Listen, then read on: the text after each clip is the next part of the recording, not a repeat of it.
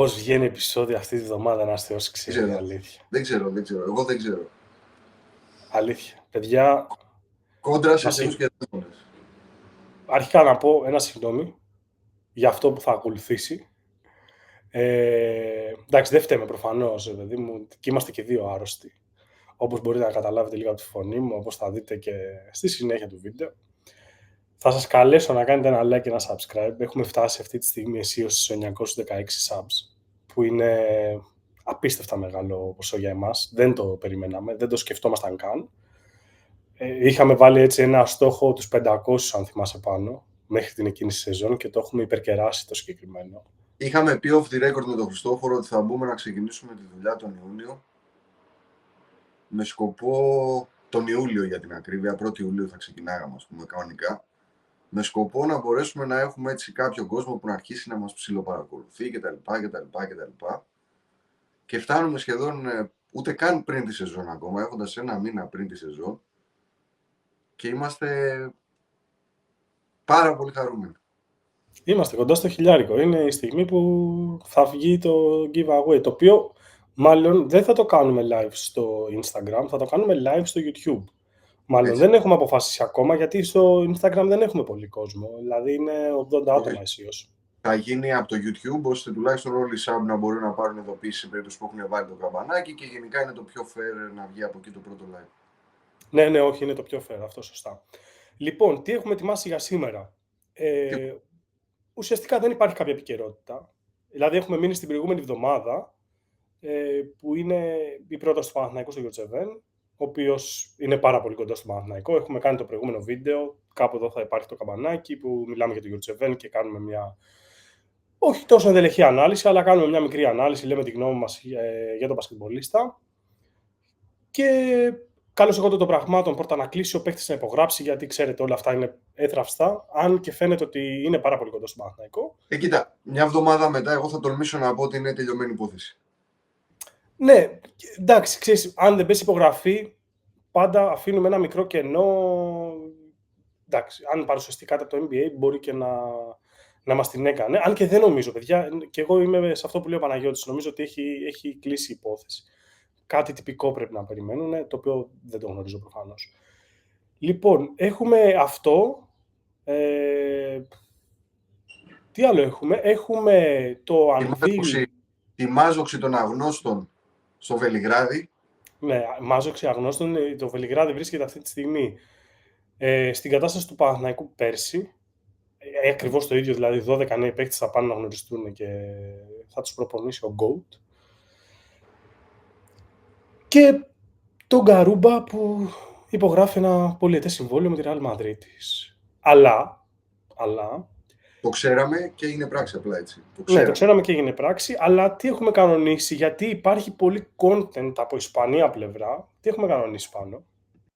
Έχουμε κανονίσει, βασικά είχαμε κανονίσει να συναντήσουμε μία γνωστή σου, φίλη σου που θα μας βοηθούσε να προσεγγίσουμε την ισπανική πραγματικότητα. Ναι.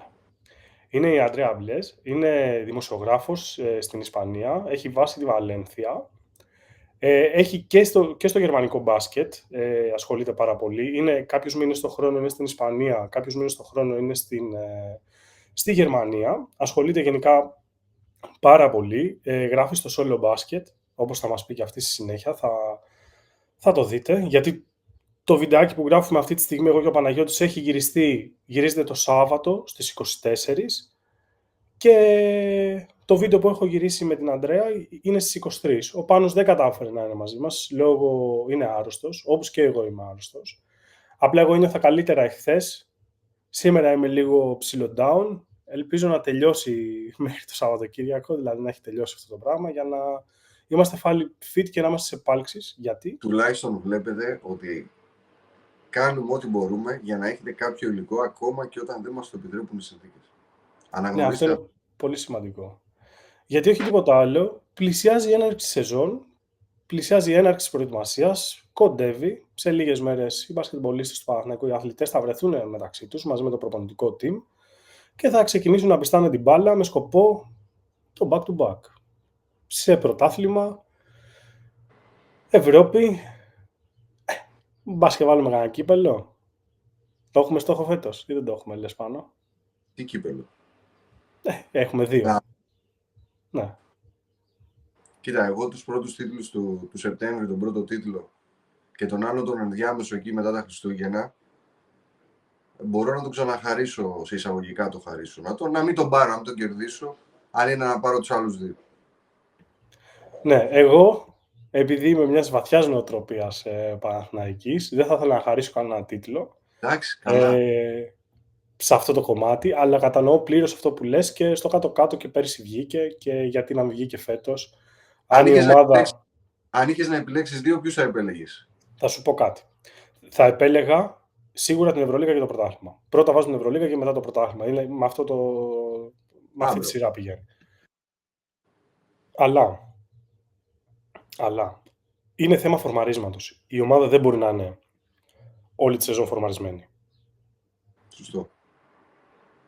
Κάποιες μέρες, κάποιους μήνες, κάποιες εβδομάδες, κάποιες αγωνιστικές δεν θα είναι φορμαρισμένοι. Εκείνη η περίοδος που είναι το κύπελλο, και το έλεγα και πέρυσι αυτό το πράγμα, η ομάδα δεν ήταν φορμαρισμένη και δικαίως, γιατί έπρεπε να φορμαριστεί προς το τέλος.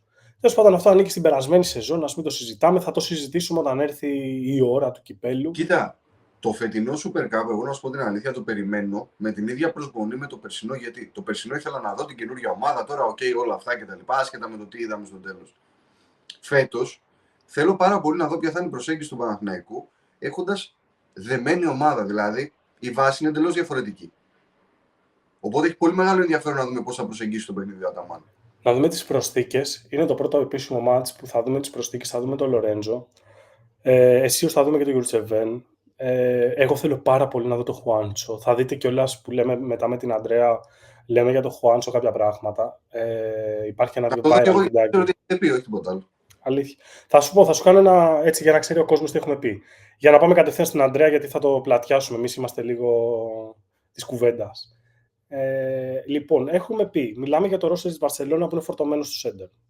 Μας λέει την άποψή της και μας δίνει μια οπτική γωνία, μια σκοπιά την οποία εμείς δεν την έχουμε σκεφτεί γενικά στις συζητήσεις μας, είτε εγώ είτε ο Πάνος, αλλά και στις συζητήσεις που διαβάζουμε στα social media. Μετά πηγαίνουμε και βλέπουμε λίγο το ρόστερ του Παναθηναϊκού. Μας κάνει έτσι, τη δική της οπτική πάλι για τον Λορέντζο και για τον Χουάντσο και τους δύο Ισπανούς, αλλά και μια γενική, όπως λέει χαρακτηριστικά, ο Παναθηναϊκός πρέπει να κόλλησε το μυαλό μου τώρα, να προστατεύσει τον τίτλο του απέναντι στη Ρεάλ Μαδρίτης, που έχει ξεκινήσει μια βεντέτα, γιατί της τον έκλεψαν στα τα χέρια, ουσιαστικά. Και θέλει πάρα πολύ να δει και αυτή το Χουάντσο Λορέντζο, γιατί είναι οι Ισπανοί το θεωρούν τρομερό connection αυτών των δύο παιχτών. Θα τα δείτε τέλος πάντων. Μετά λέμε για την Μπασκόνια. Μην τα πεις όλα. Μας λέει για τον Μπαλτσερόφσκι, την πιθανή του μεταγραφή στην Μπασκόνια, και μας λέει και για τον Ρογκαβόπουλο και αν σχετίζεται με τη μεταγραφή του Μπαλτσερόφσκι στην Μπασκόνια. Για τον παίχτη που θα ψάξει η Ρεάλ για να παίξει στη θέση του Γιαμπουσέλε, μας λέει. Ναι, μας λέει. Μας δίνει ένα πολύ ωραίο ρεπορτάζ για το τεσάρι και ποιες ομάδες το κυνηγάνε. Ωραία. Λοιπόν, πάμε να δούμε το βίντεο με την Ανδρέα και λογικά... Πριν πάμε να δούμε το βίντεο με την Ανδρέα, να πούμε ότι like, subscribe, comment, follow, ιστορίες, καμπανάκια. Βάζουμε όλοι μαζί στόχο στο επόμενο επεισόδιο που θα βγούμε να έχουμε συμπληρώσει το στόχο και να συζητήσουμε πώς θα ξυλωθεί ο Χριστόφορος. όλα θα γίνουν στο χρόνο τους, εκεί που πρέπει. Και σου υπόσχομαι ότι στο επόμενο επεισόδιο, αν όλα πάνε καλά, θα βάλω μια καλλιτεχνική πινελιά και θα βάλω ένα πολύ ωραίο μαγικό background γύρω μου. Ωραία, μ' αρέσει αυτό. Μπορεί και εγώ να είμαι σε ένα μαγικό background, δεν ξέρω. Εσείς ξεκινάνε διακοπές και για μένα και για τον Παναγιώτη και θα σας βγάλουμε από διακοπές. Εγώ για δουλειά πάω. Εγώ πάω για δουλειά, δεν λέω περισσότερο. Θα τα πω όταν έρθει η ώρα για να δούμε πού θα καταλήξουμε το Μάιο. Τέλος, το αφήνω εκεί. Ωραία, πάμε. Λοιπόν, πάμε να καλωσορίσουμε την Ανδρέα από την Ισπανία. Hello, Andrea. How are you? Hi, I'm fine. Thank you. You? I'm very fine also. Thanks for accepting our invitation to be in our podcast for Talk and Pick and Roll. And I'm very happy that you are here. Yeah, thank you so much for the invitation. And yeah, happy to be here too. Nice. I would like first to ask you to introduce yourself a bit in our Greek audience in order to get to know what are you doing, where are you from? Yeah, so I'm Andrea Blez. I'm a Spanish journalist. I write for Solo Basket. That's the media where I am writing right now. I also have some small collaborations to other Spanish media. And basically, about basketball, I focus on international basketball, EuroLeague basketball, then other European, and then also have a really big focus on German basketball and German basketball players, and all the involved in German, and also like women basketball is also one of the other focus that I have.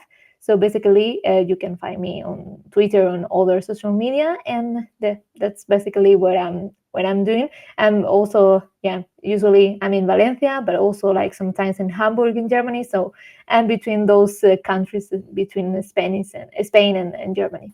That's really nice and interesting. I think you have a lot of things to do inside the week. When it's like a double week in the EuroLeague, maybe you disappear from everybody and you just write things.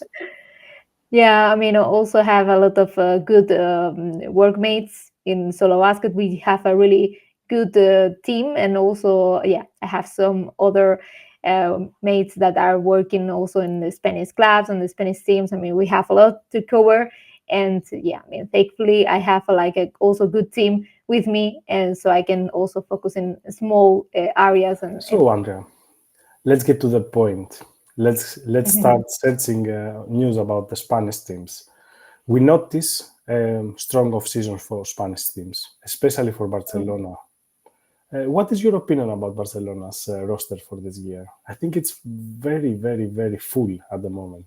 Yeah, well, Barcelona will start again, a new season with the objective, to come back to these golden moments. I think it would be difficult. I think they will also have problems because, I mean, when you have your main rival is Real Madrid, we also have a really good team this season. It's going to be difficult for sure. And one thing that also happens to Barcelona is that they also have a lot of pressure on them. The club history and all that involves in Barcelona, they always have extra pressure. So, I mean, they have new coaches, they have some new players. So if you add, the extra pressure, and then they also are going to have their first official match against Real Madrid, in Supercopa, then they always have that pressure. I think the difference between this year and the last one is that I think Peñarroya has a little bit more experience than Grimao had last year. Peñarroya already played in EuroLeague, and I mean, Baskonia was the first in those Christmas in 2022. So Peñarroya knows how to play in EuroLeague. I think he also can develop with Barcelona. It's the main, experience he will have, and I think he has that illusion, to do to do it really well in Barcelona. So they have that, and they also have some young players that can, add pressure, and that would be really interesting to see how Barcelona can develop, and I think the main idea will be how they live and how they handle all the pressure, because last year I think they don't really success on that. When they had to see they were the team that all the people were expected, they failed, because of the big pressure that they have. So we'll see. And I mean, they are really full, but I think also they can also have a team for more ACB and then a team more for the EuroLeague. So I think maybe are going to do that. Everybody in Greece was a bit surprised when they signed Peñarroya. Everybody was thinking before Xavi Pascual signs a new contract with Zenit, that everybody was like, Xavi is going back to Barcelona. Yeah, I mean, also a lot of people in Spain was expecting that, and I think all the Barcelona fans was also expecting, the return, of the big man, as Xavi Pascual. But he was happy, and he's happy in Russia, and they didn't have an agree. For sure, I think it was some kind of conversation between them, for sure, because he knows the team, he knows the staff in Barcelona. And it was a really bit a surprise also, like Peñarroya, because it wasn't the name people thought about, but at some point they agree, and I think he can do it quite well. He's really good on developing like some young players, and I'm really interested of how can he's going to do with Juan Núñez, that he was drafted, and he was doing a second year in Germany quite well with and he also has a really big opportunity in Barcelona right now to show how he can be a big player in the future, in the Spanish future, and also the present. So I think Peñarroya can be a really good coach on him. He did it quite well in Valencia with Jaime Pradilla, that is now in the Spanish national team.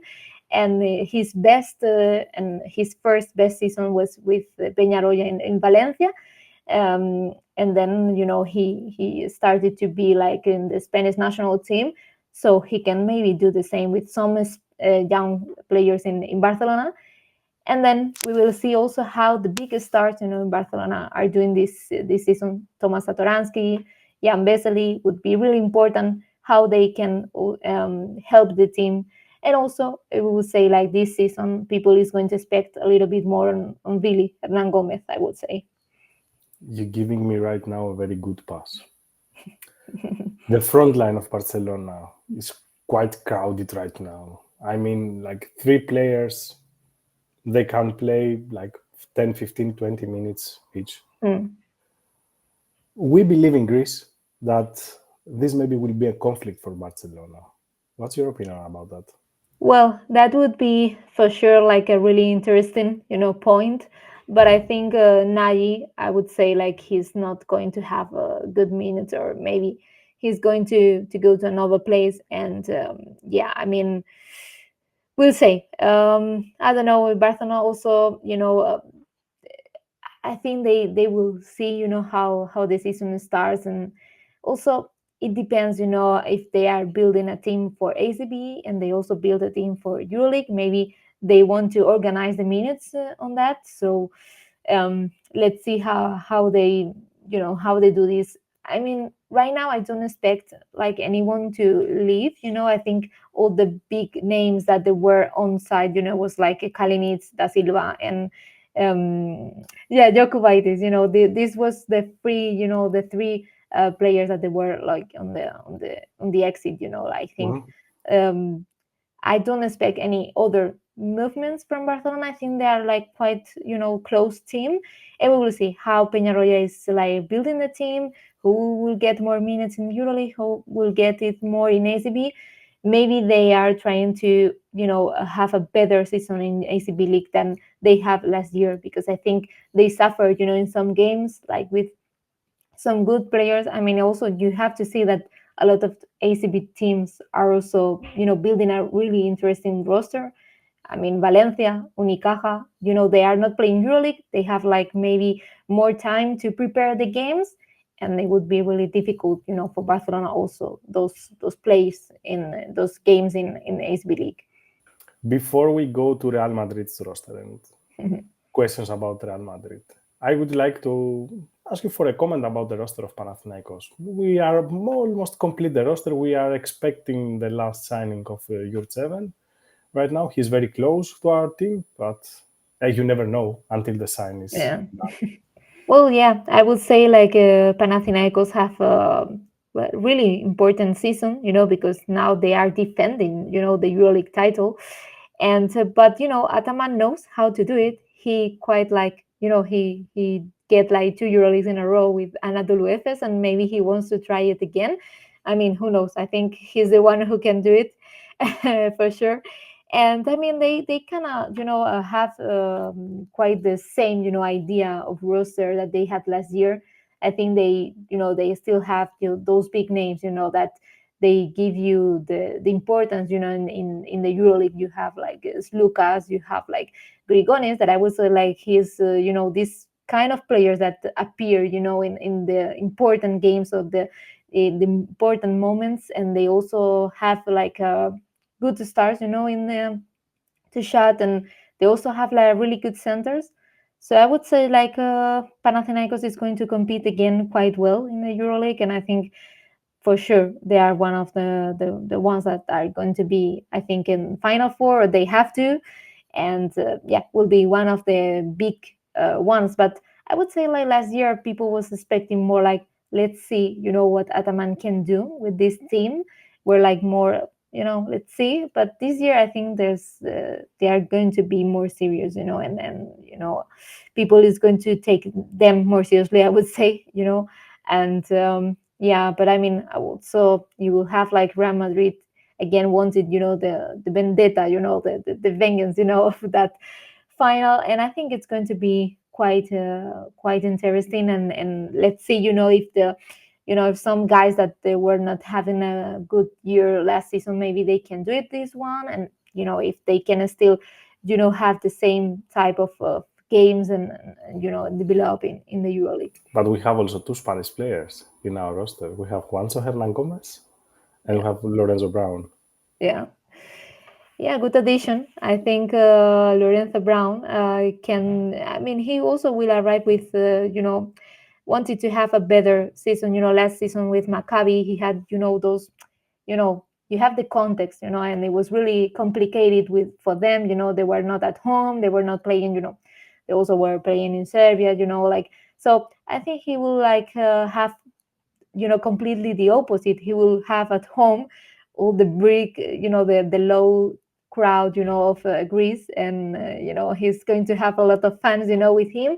Last year he didn't have it, so it would be really interesting, and they know each other, Lorenzo and Juancho. Maybe they can have some Spanish connection at some point, and I think he can be a good support for Juancho. I think Juancho had a really complicated last season. He was, for the first time in the EuroLeague after competing a lot of years in NBA, but in NBA he didn't have a lot of minutes in the past. So, he was still adapting.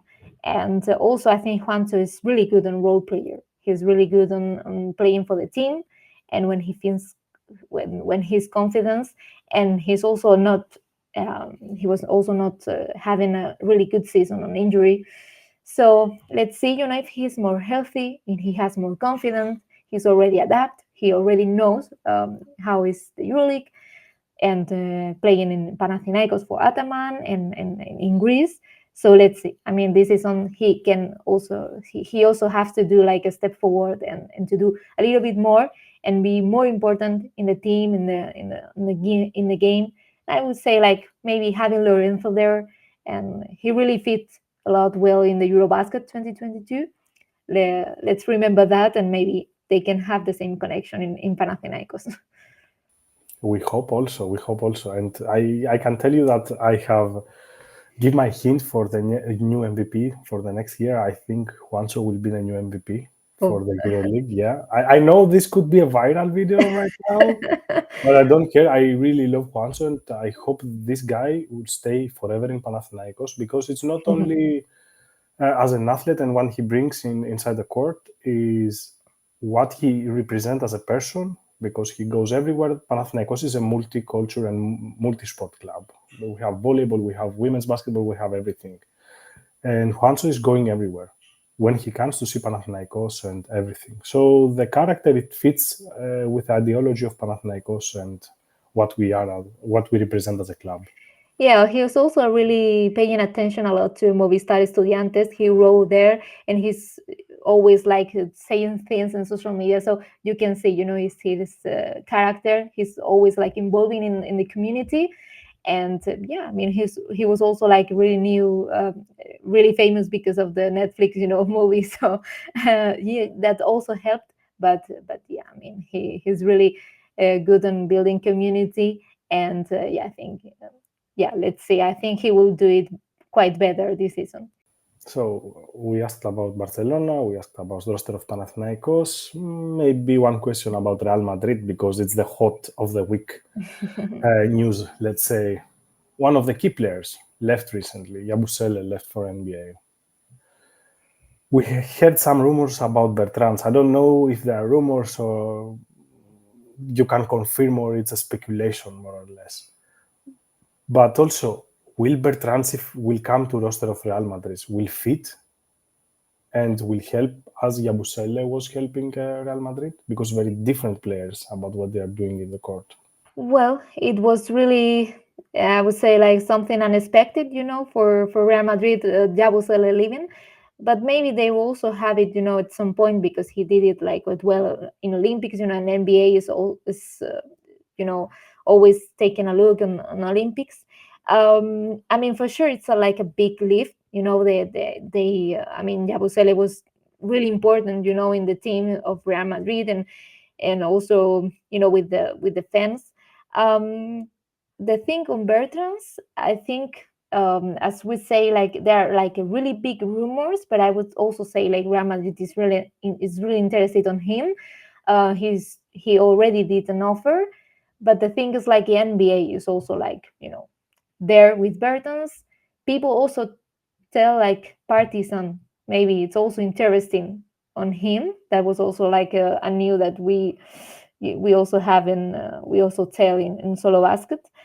And the thing right now, it's on the players side. He's the one who has to decide. I think he's expecting maybe to have an offer in the NBA, and if he don't have it, maybe he will, let's see, if he goes to Real Madrid. I mean, he's always like a big opportunity, but I mean, if he is more focused on the NBA, maybe he's not really interested in coming back to Europe. But I mean, he will be different from Yabusele for sure. I think also Real Madrid will focus, that they have right now Garuba, coming back from NBA. They also get again Serge Ibaka. Okay, Ibaka was not the same one as it was last year, but has the experience, and he will be, I think he will take, a lot of importance, in the roster and in the, in the group. Also they have Rudy and Tato retiring, so he will be really important. Ibaka, get with Sergio Llull, like getting the group.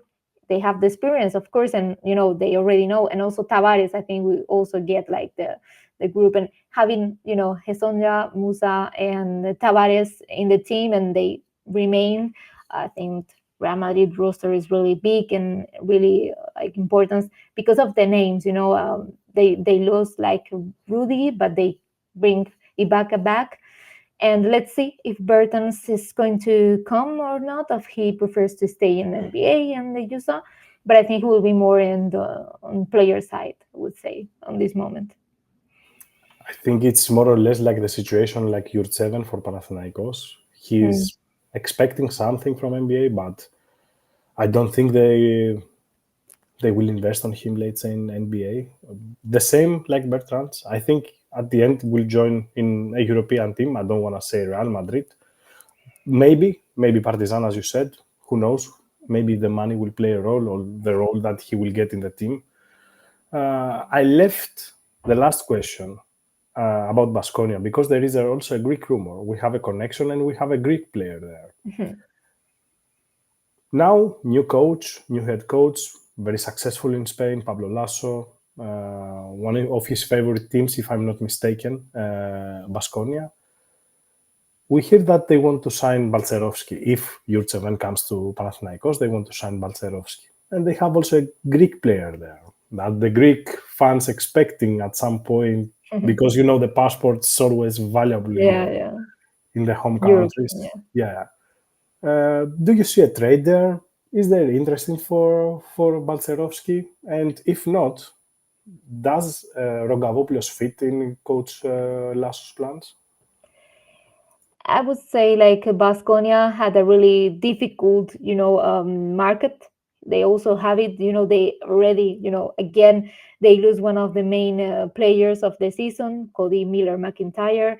After, last summer, they lose like Darius Thompson, but they have already like Marcus Howard, they have Tima Moneki.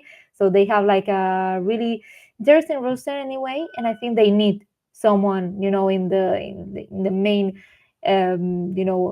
positions in the paint. And Balczerowski, I think he can do it quite well, and he can fit, in Baskonia.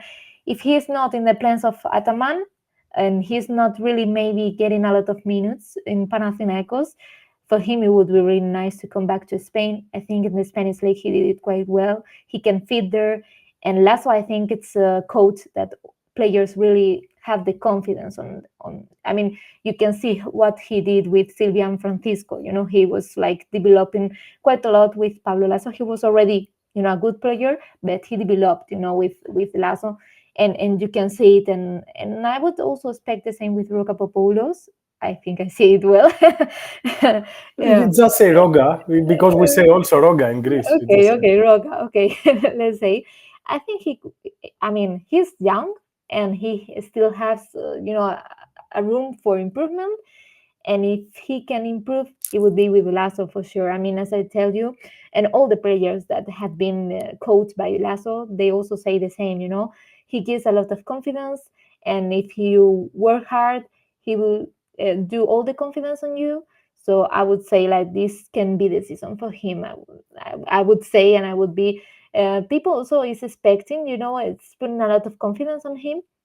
I think people from Spain, they kind of like Roga in the team, and yeah, I think he can fit for sure. I mean, Lászo, I think it's going to have a really interesting Baskonia roster. I mean, maybe it will take some time, because there's still have some new additions, and also they have the point guards, are new, and there's also a time, to get together to fit.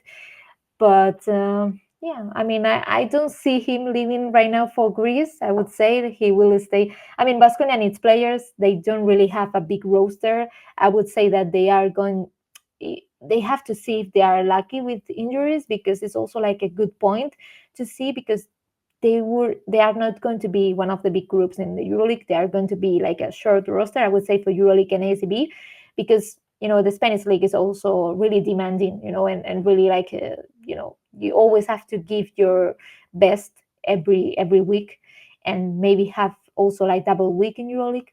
So yeah, I would say Roga is get to improve a lot with Lászo. I have confidence on that, and I hope that the season, is going to be like that.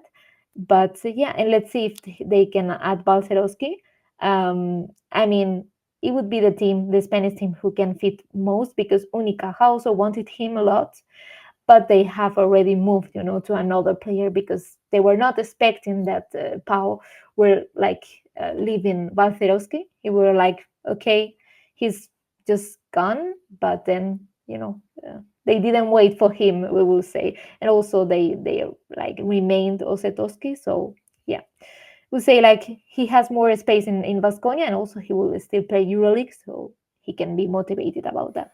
I can tell you about Balczerowski that after Jurčeven signing, maybe he will be free.